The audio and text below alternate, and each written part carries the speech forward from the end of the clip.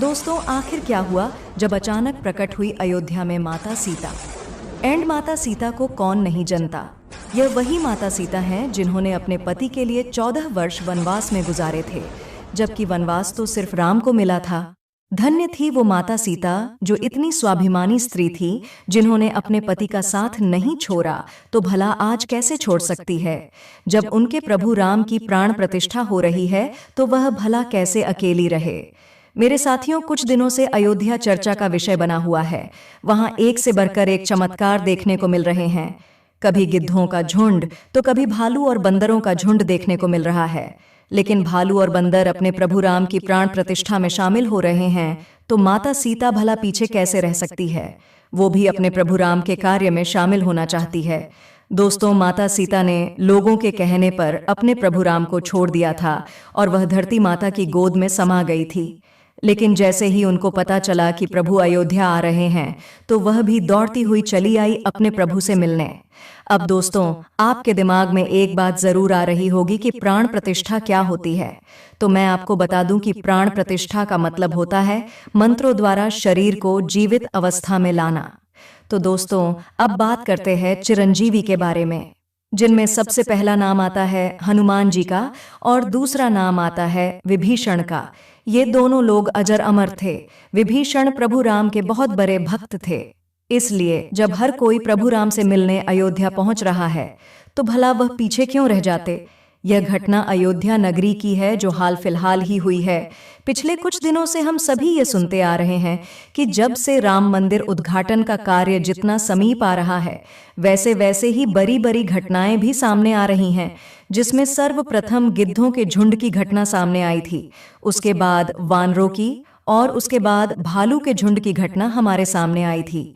लेकिन अब जो घटना सामने आई है वह बहुत ही अविश्वसनीय है, क्योंकि 8 चिरंजीवी में से एक चिरंजीवी रावण के सगे भाई विभीषण जी भी है एंड अयोध्या में प्रकट हो चुके हैं।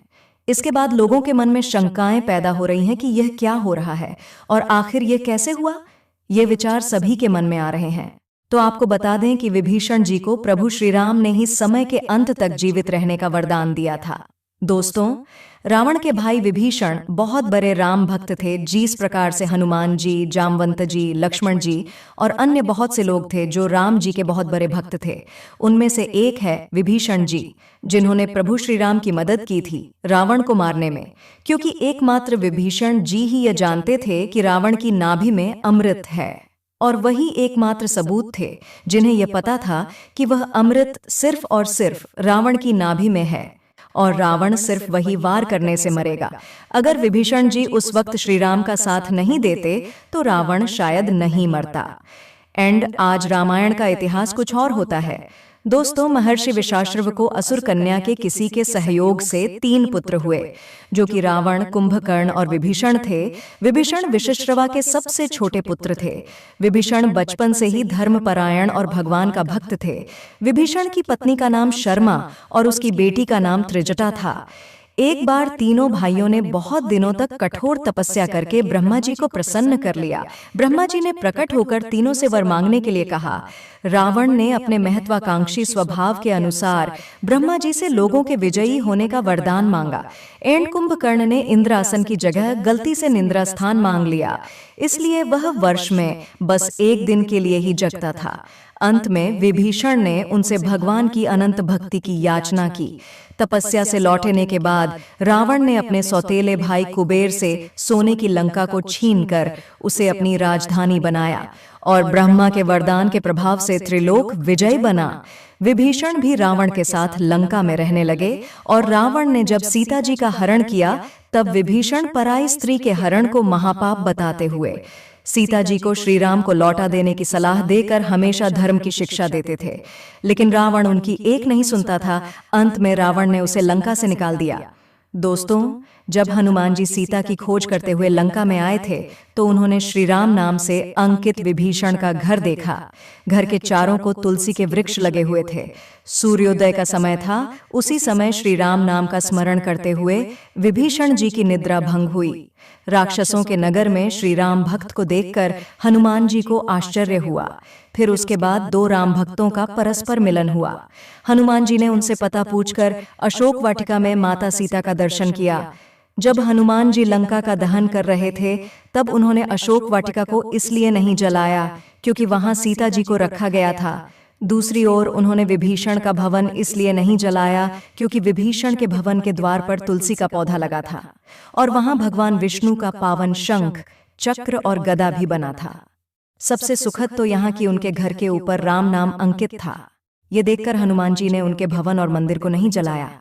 रावण के निकाले जाने के बाद विभीषण के पास और कोई चारा नहीं था, तो वे प्रभु श्री राम की शरण में चले गए।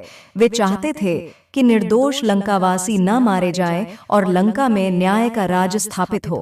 विभीषण के चरण याचना करने पर सुग्रीव ने श्री राम से उसे शत्रु का भाई दुष्ट बताकर उनके प्रति आशंका प्रकट की और उसे पकड़कर दंड देने का सुझाव दिया।